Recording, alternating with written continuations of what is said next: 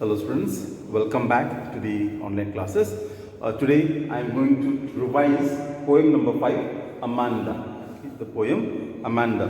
Now this poem has been written by Robin Klein. It depicts the state of a little girl's mind who is constantly instructed about what to do and what not to do by her elders. So this poem, the poet is trying to tell that how this little girl is being commanded every now and then by her parents. So we'll go through the poem and see what exactly the poet is trying to tell us. Don't bite your nails, Amanda. Don't hunch your shoulders, Amanda.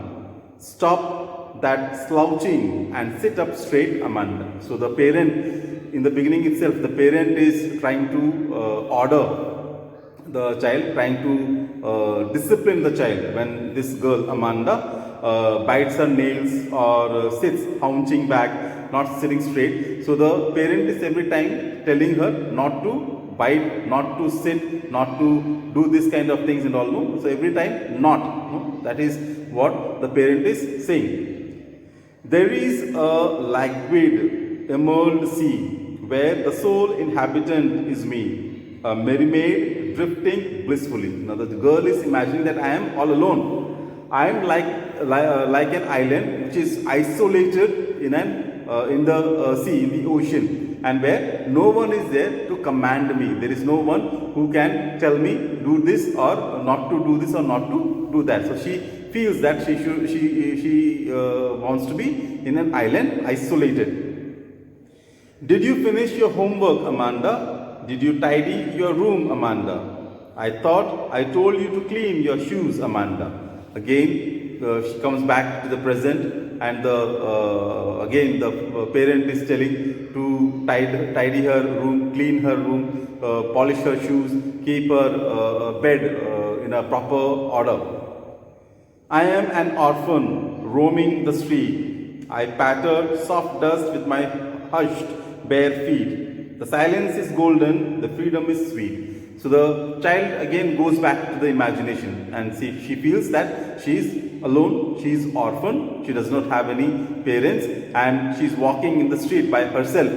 No one is there to control her or to command her. She is just walking by herself, with her bare feet, throwing the dust as she is walking, and she is all alone, she is silent, okay, and she feels this as this freedom to be very sweet, doing whatever she wants to do, whatever she likes to do, she is free to do. No one is there to stop her. Don't eat that chocolate, Amanda. Remember your akin, Amanda.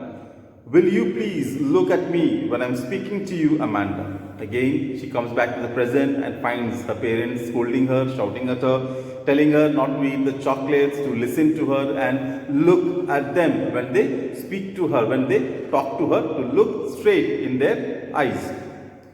I am Rapunzel, I have not a care. Life in a tower is tranquil and rare. I'll certainly never let down my bright hair. So she goes back in her imaginations, and she thinks that she is Rapunzel. That means a beautiful girl with long hair, and she is in a tower, in a cave, where she will never put her hair down so that someone could climb up, especially for the mother. We see in that Rapunzel story that she puts her hair down for that her mother can climb up. So she says that she will never put her hair down so that anyone could climb her and order her.